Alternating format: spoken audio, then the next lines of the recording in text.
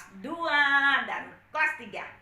Hari ini kita ketemu lagi di sekolah minggu online kita. Semuanya sukacita? Ayo kita mau kasih salam sukacita. Salam sukacita. Anak-anak, kita bersukacita, kita bersyukur karena Tuhan telah peliharakan hidup kita hari lepas hari. Hari ini kita mau membuka sekolah minggu kita dengan satu pujian. Kalau kau suka hati, tepuk tangan. Ikutin Kak Tri ya. Kau suka hati, tepuk tangan. Kalau kau suka hati, tepuk tangan. Kalau kau suka hati, mari kita lakukan. Kalau kau suka hati, tepuk tangan. Kalau kau suka hati, petik jari. Kalau kau suka hati, petik jari. Kalau kau suka hati, mari kita lakukan. Kalau kau suka hati, petik jari. Kalau kau suka hati, bilang hore, hore. Kalau kau suka hati, bilang hore, hore. Kalau kau suka hati, mari kita lakukan. Kalau kau suka hati, bilang hore, hore. Kalau kau suka hati, bilang amin, amin. Kalau kau suka hati, bilang amin, amin. Kalau kau suka hati, mari kita lakukan. Kalau kau suka hati, bilang amin, amin. Anak-anak, kita sudah buka sekolah minggu online kita dengan pujian kalau kau suka hati.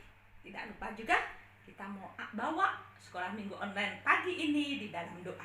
Semuanya lipat tangan, tutup mata, kita berdoa. Ikutin Kak Tri ya. Lipatlah tangan, tutup mata, kami berdoa pada Tuhan.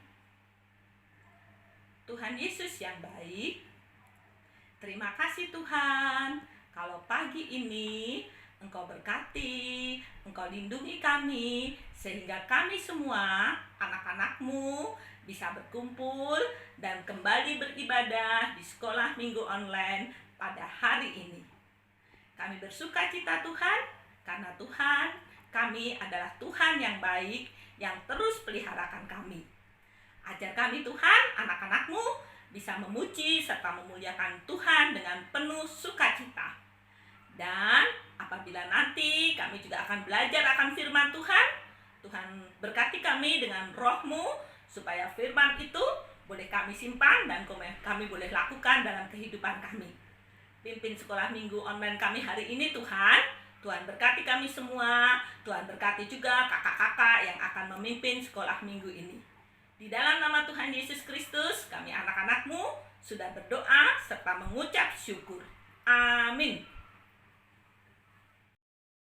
Anak, siapa di sini anak-anak kelas 1, 2, dan 3 siap diutus oleh Tuhan untuk menjadi Laskar Kristus, menceritakan tentang Tuhan yang baik dan melakukan perbuatan-perbuatan baik untuk kemuliaan Tuhan. Ya, kita akan memuji Tuhan. Laskar Kristus, saya bukan pasukan berjalan. Saya bukan pasukan berjalan, pasukan berkuda, pasukan menembak. Saya tidak menembaki musuh, tapi saya Laskar Kristus. Saya bukan pasukan berjalan, pasukan berkuda, pasukan menembak. Saya tidak menembaki musuh, tapi saya Laskar Kristus. Saya Laskar Kristus, siap gerak. Saya Laskar Kristus, siap gerak. Saya bukan pasukan berjalan, pasukan berkuda, pasukan menembak. Saya tidak menembaki musuh, tapi saya Laskar Kristus. Halo adik-adik semuanya. Hari ini Kak Susan akan bercerita dari Keluaran 12 ayat 12 sampai dengan yang ke-37. Kita akan belajar hukuman terhadap Firaun dan bangsa Mesir. Sebelumnya, mari kita berdoa. Bapa di surga, terima kasih. Hari ini kami boleh mendengarkan firman Tuhan. Tolong kami Tuhan, agar kami boleh mendengarkan dengan sungguh-sungguh. Ajar kami untuk boleh melakukan kebenaran firman-Mu dalam hidup kami. Terima kasih Tuhan Yesus. Dalam nama Tuhan Yesus kami sudah berdoa. Amin. Ya adik-adik, minggu yang lalu kita sudah mendengar bagaimana Musa sangat berputus asa terhadap sikap Firaun. Karena Firaun keras kepala dan tidak mau melepaskan bangsa Israel keluar dari Mesir. Tapi Tuhan punya cara untuk membebaskan dan menolong serta menyelamatkan bangsa Israel untuk keluar dari tanah Mesir. Tuhan memberikan banyak sekali tulah atau hukuman-hukuman kepada Firaun dan rakyat Mesir. Kita lihat ya, tulah yang pertama adalah air diubahkan menjadi darah oleh Tuhan di seluruh negeri Mesir. Adik-adik bisa bayangkan binatang dan ikan-ikan yang hidup di air tentu saja mati. Dan sungainya berbau tidak sedap, ya, berbau amis. Selain itu, orang-orang yang membutuhkan air di sungai tentu tidak bisa karena airnya sekarang sudah berubah menjadi darah. Itulah yang kedua. Tuhan memberikan katak yang sangat banyak di seluruh negeri Mesir. Jadi, di mana-mana ada katak yang begitu banyak. Setelah tulah yang kedua, apakah Firaun masih menahan bangsa Israel? Ya, Firaun tetap berkeras kepala tidak mau membebaskan bangsa Israel keluar dari tanah Mesir. Akhirnya Tuhan memberikan tulah atau hukuman yang ketiga. Tulah ketiga adalah Tuhan menurunkan banyak sekali nyamuk kepada Firaun dan bangsa Mesir. Tulah yang keempat diberikan Tuhan adalah lalat. Ya, lalat jadi lalat diberikan oleh Tuhan dengan begitu banyaknya kepada Firaun dan orang-orang yang ada di Mesir. Tentu ini tidak nyaman ketika mereka ada di dalam rumah atau mereka keluar dari rumah, mereka menjumpai banyak sekali lalat-lalat. Tulah yang kelima, Tuhan memberikan penyakit sampar kepada seluruh binatang atau ternak yang ada di Mesir. Tulah yang keenam, karena Firaun masih nggak mau nurut, Firaun dan orang-orang Mesir diberikan luka dan bisul-bisul di seluruh tubuhnya. Tapi apakah Firaun masih bandel? Ya, Firaun masih bandel dan tidak mau membebaskan orang-orang Israel. Akhirnya Tuhan marah dan Tuhan memberikan tulah yang ketujuh. Tuhan menurunkan hujan batu kepada Firaun dan bangsa Mesir. Tulah yang kedelapan, Tuhan memberikan belalang di mana-mana.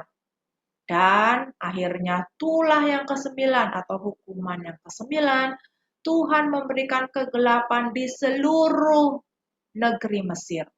Tidak hanya malam hari, tapi siang hari negeri Mesir dikelilingi oleh kegelapan. Nah, adik-adik, setelah 9 tulah, apakah Firaun masih menahan dan tidak mau melepaskan bangsa Israel keluar dari Mesir? Ya, ternyata Firaun tetap berkeras kepala setelah 9 tulah dan Firaun tetap ingkar janji tidak mau membebaskan bangsa Israel keluar dari negeri Mesir. Apa yang terjadi adik-adik? Tuhan memberikan tulah atau hukuman yang ke-10. Ya, itu akibatnya karena Tuhan sangat-sangat marah kepada Firaun yang masih bandel, yang masih keras kepala, tidak memberikan kesempatan bangsa Israel keluar dari negeri Mesir. Adik-adik, pada tengah malam itu Tuhan melewati negeri Mesir dan seluruh anak sulung itu akan meninggal. Seluruh anak sulung dan binatang sulung yang ada di Mesir akan meninggal.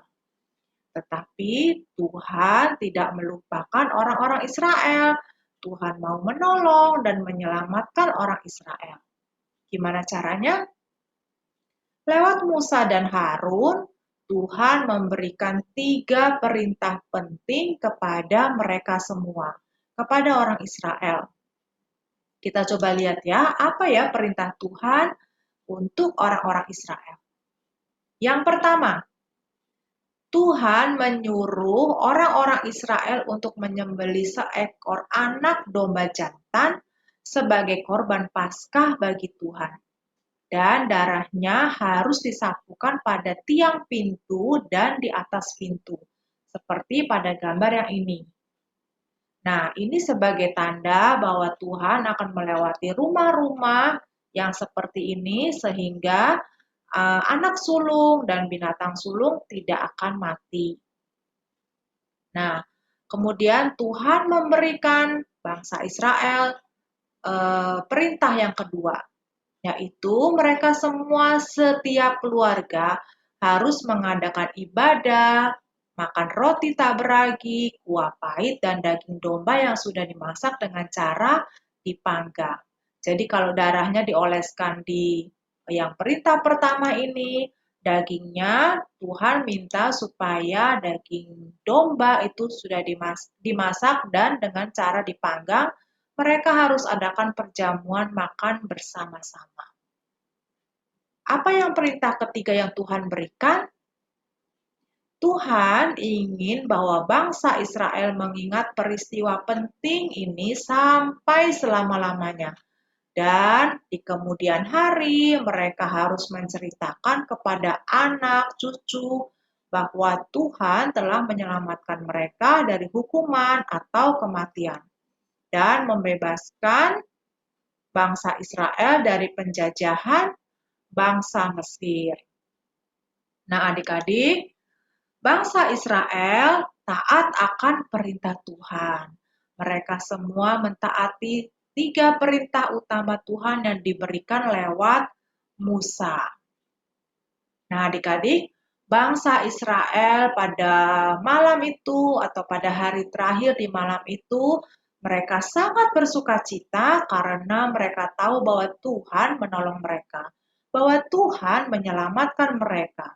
Mereka berkemas-kemas karena mereka tahu mereka besok akan keluar sebagai orang yang merdeka, sebagai orang yang sudah dibebaskan oleh Tuhan dan diselamatkan oleh Tuhan. Adik-adik, sementara orang-orang Israel pada malam hari itu berkemas-kemas dan sangat bersukacita, apa yang terjadi di luar sana?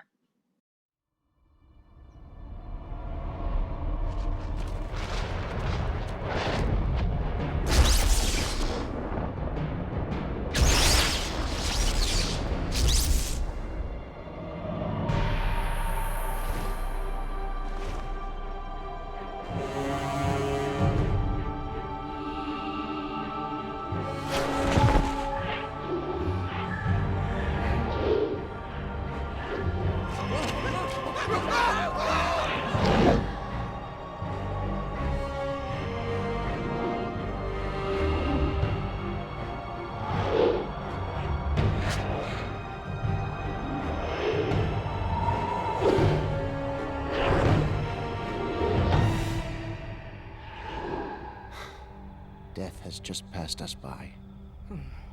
Thank God. Yes. But pity the firstborn of Egypt. And at midnight it came to pass as Moses said, all the firstborn of Egypt were struck. There was not a house where there was not one dead. And a great cry rose up.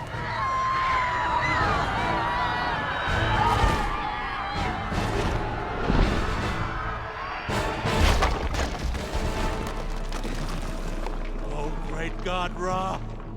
No! Not my son! Not my son! find Moses! Get me Moses! Moses! Moses! Pada tengah malam, di seluruh rumah orang Mesir, tidak ada satu rumah pun yang lolos dari kematian. Semua anak sulung meninggal. Bukan hanya itu saja, semua binatang-binatang sulung telah mati. Itulah ini juga sampailah akhirnya ke istana Firaun. Apa yang terjadi? Anak sulung Firaun meninggal. Firaun sangat terkejut. Dia keluar bersama dengan semua pengawal dan orang-orang Mesir. Mereka semua mempunyai nasib yang sama. Pada malam hari itu juga, Firaun memanggil Musa dan Harun. Apa yang dikatakan Firaun kepada Musa dan Harun? Bangunlah, keluarlah dari tengah-tengah bangsaku, baik kamu maupun orang Israel. Pergilah dan beribadahlah kepada Tuhan. Bawalah seluruh ternakmu juga. Bahkan Firaun dan orang-orang Mesir rela menyerahkan harta mereka yang berupa emas dan perak untuk dibawa pergi kepada orang-orang Israel, supaya mereka cepat-cepat keluar dari negeri Mesir. Tentu saja orang Israel merasa senang karena orang Israel percaya bahwa itu adalah pertolongan dari Tuhan dan Tuhan menyelamatkan mereka semua. Nah, adik-adik, bagi bangsa Israel, peristiwa Tuhan menyelamatkan dari kematian dan melepaskan dari perbudakan, yaitu dengan mengambil anak domba sebagai korban untuk dipersembahkan kepada Tuhan, itulah yang dinamakan dengan Paskah. Nah, sama seperti anak domba yang menyelamatkan bangsa Israel tadi, Tuhan Yesus juga telah menjadi anak domba Allah untuk menebus dosa kita semua.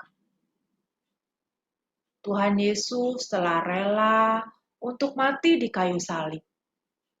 Kebangkitannya dan kemenangannya kita peringati sebagai Hari Paskah. Kita bersyukur ya adik-adik bahwa Tuhan Yesus mau mati di kayu salib untuk menebus dosa kita.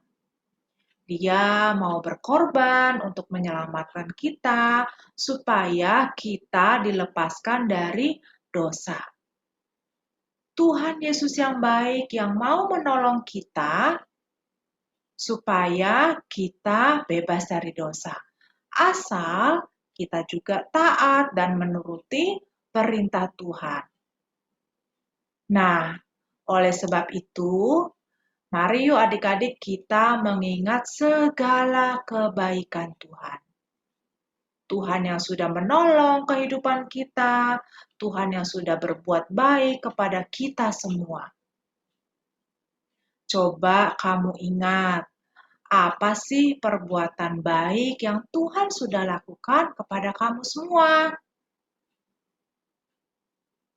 Ya, ketika kamu sedih, Tuhan menolong kamu. Dengan cara apa? Tuhan menghibur kamu lewat orang tua, bahkan lewat orang-orang yang mengasihi kamu yang ada di sekitar kamu.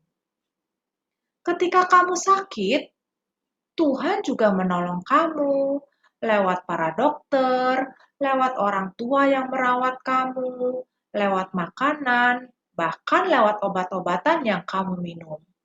Semua itu Tuhan menolong agar kamu bisa cepat sembuh. Nah, adik-adik, sekarang kita tahu bahwa Tuhan turut bekerja dalam segala sesuatu untuk mendatangkan kebaikan bagi mereka yang mengasihi Dia. Adik-adik, kita berdoa yuk. Bapa di surga, terima kasih bahwa Engkau sudah teramat baik bagi kami semua. Ajar kami Tuhan untuk mensyukuri dan mengingat semua pertolongan dan kebaikan yang Tuhan sudah lakukan kepada kehidupan kami masing-masing. Terima kasih Tuhan Yesus. Dalam nama Tuhan Yesus kami sudah berdoa dan bersyukur. Amin. Nah, adik-adik, selamat mengingat kebaikan Tuhan. Tuhan Yesus memberkati. Adik-adik, sekarang kita mau membaca ayat hafalan. Yuk kita baca sama-sama dari Roma 8 ayat 28a. Kita tahu sekarang bahwa Allah turut bekerja dalam segala sesuatu untuk mendatangkan kebaikan bagi mereka yang mengasihi Dia. Kita ulangi lagi ya adik-adik. Roma 8 ayat 28a. Kita tahu sekarang bahwa Allah turut bekerja dalam segala sesuatu untuk mendatangkan kebaikan bagi mereka yang mengasihi Dia. Adik-adik, tiba saatnya kita mau persembahan. Kita bisa mengumpulkan persembahan walaupun sekolah minggu online melalui amplop. Nanti kalau kita sudah sekolah minggu offline, kita bisa mengumpulkannya di kantong persembahan. Atau minta tolong papa mama untuk mentransfer ke rekening GKI seperti yang tercantum di layar berikut. Adik-adik, mari kita berdoa persembahan. Mari kita lipat tangan, kita berdoa. Bapa di surga, terima kasih atas berkat Tuhan. Terimalah persembahan ini sebagai ungkapan syukur dari kami.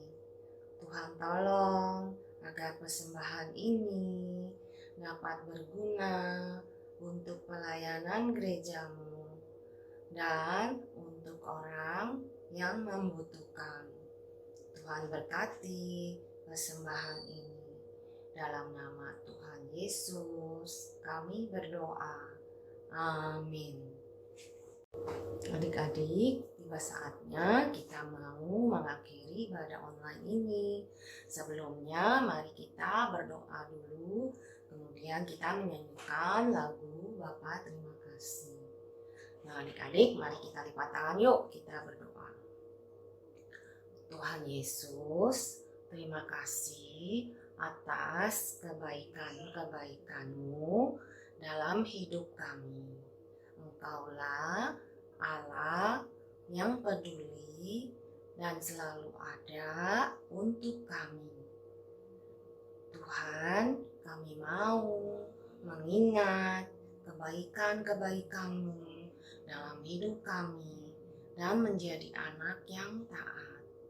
Terima kasih Tuhan, dalam nama Tuhan Yesus kami berdoa. Amin. Bapa terima kasih, Bapa terima kasih, Bapa di dalam surga, puji terima kasih. Amin.